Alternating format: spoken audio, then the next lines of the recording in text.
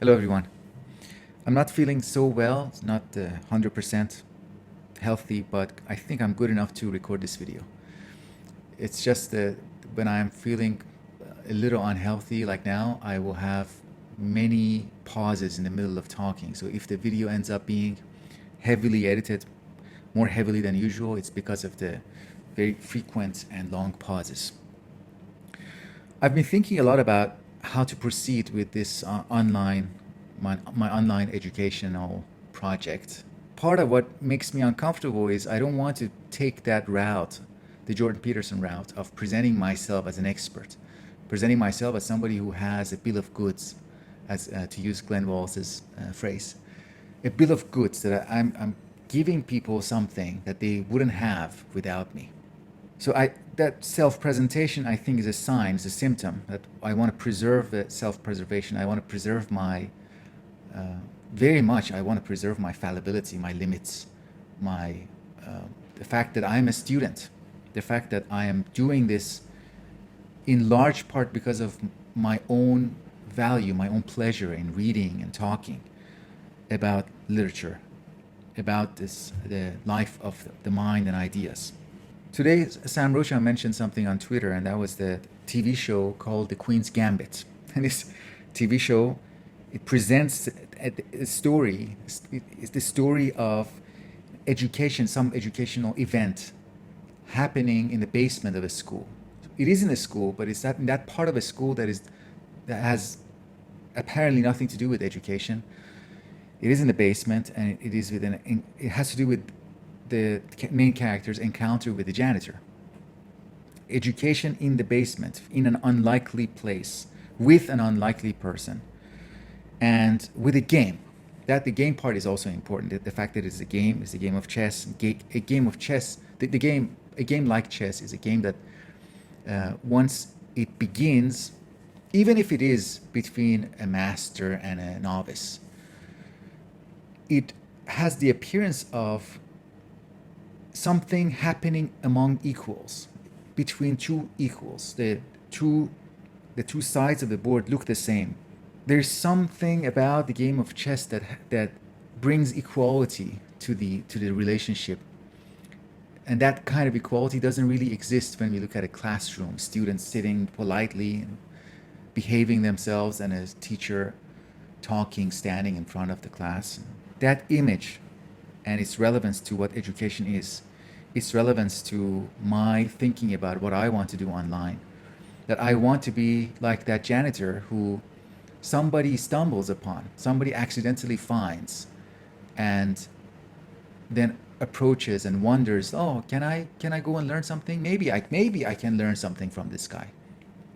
Rather than somebody who is aggressively promoting themselves, come learn from me. Play this game of chess with me. The janitor was not like that, and in many ways, that janitor is a model of what teaching should look like. And that the stumbling upon a finding, the serendipitous event of seeing that janitor and being able to join in, suddenly find yourself as a participant in that relationship, as the girl found herself. The girl found herself suddenly she was in the presence of someone who was giving her something, was teaching her something, who was revealing a world to her. And this can happen with a janitor in the basement. It can happen with a classmate. It can happen with somebody that we watch on YouTube. It can happen with a pet. Let me read this passage from Rick Bass. The quote is, "How we fall into grace. How we fall into grace." This is like what happens in that basement. You can't work or earn your way into it. You just fall. It lies below. It lies beyond. It comes to you unbidden. This is from a book called Colter, written by Rick Bass. And this is he's talking about a dog that he met and he decided to adopt as a pet. Another way in which a world can be revealed to a person from a place that doesn't seem special at the beginning. Now let me go to Sam Rocha's own book that I'm reading these days. This is from the beginning, from the preface. Quote, the teacher does not possess education as an object. Going back to the basement, the janitor, the chess teacher, he doesn't possess chess. He didn't possess chess. The teacher does not possess education as an object. Education is not a possession of this sort. The teacher can only bear witness to the truth of education. Like holiness and the saint, the sign of their witness is something they can never claim for themselves. The teacher is like Moses.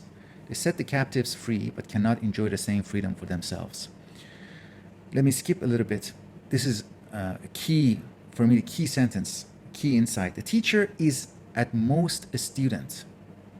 The interval between teacher and student is the true reduction or simplification, or the difference. Identifying the difference between teachers and student is a reduction, is the true reduction of the teacher-student relation. This is, it's related to my own struggles about how do I want to proceed with this. I mean, I don't feel comfortable having exclusive content for my Patreon supporters, and maybe I can check with you. If you're comfortable, I can remove this feature. I mean, can I really justify having exclusive content behind some kind of paywall? I mean, of course, there is positive to it. There's a very positive quality attached to it too. When you're producing content, it's like you're in a small room with a few people who you can assume don't dislike you, or maybe even like you. They like listening to you. That's a very different quality of presentation for the presenter, for the speaker, even though they are talking to in front of a silent audience.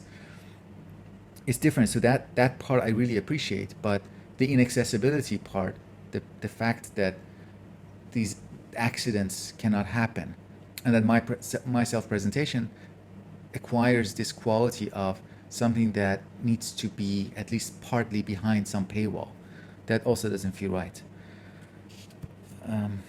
So this is my dilemma for promotion, self-promotion. Can a teacher promote themselves as anything other than a student? I mean, I began my YouTube channel, I began my YouTube project as myself talking about what I'm reading, what I'm studying, and why I find what I'm studying interesting, why I love certain books, why I love going back to certain books. Not that I am the way, I represent a path, and if you like to get to these desirable objects, you have to go through me. Yeah, that's not the way I want to do it. But the way that I do want to do it, that is not completely clear to me. So if you have any suggestions, feel free to share with me.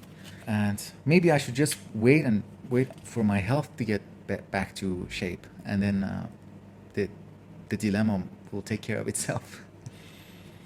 So something else that I've decided to do for my YouTube channel is that I want to announce the plan for what is going to take place for the rest of the month at the very beginning of the month. I think that might give the listeners, the viewers, a chance to join in. Maybe I'm going to talk about 2 or 3 texts for the remainder of the month, and I plan, and maybe a person can see that and they can pick one of those 3-4 texts and say, okay, I'm going to read and join in, silently or from a distance. I'm just going to join in, read, and then listen to this guy, see what he has to say about the text. So let's see, maybe that will unlock something, that will reveal something to me, will cultivate a deeper relationship with my audience, which is something that is very important for me. But any comments, suggestions, questions, please, I would be glad to receive such things. Thank you.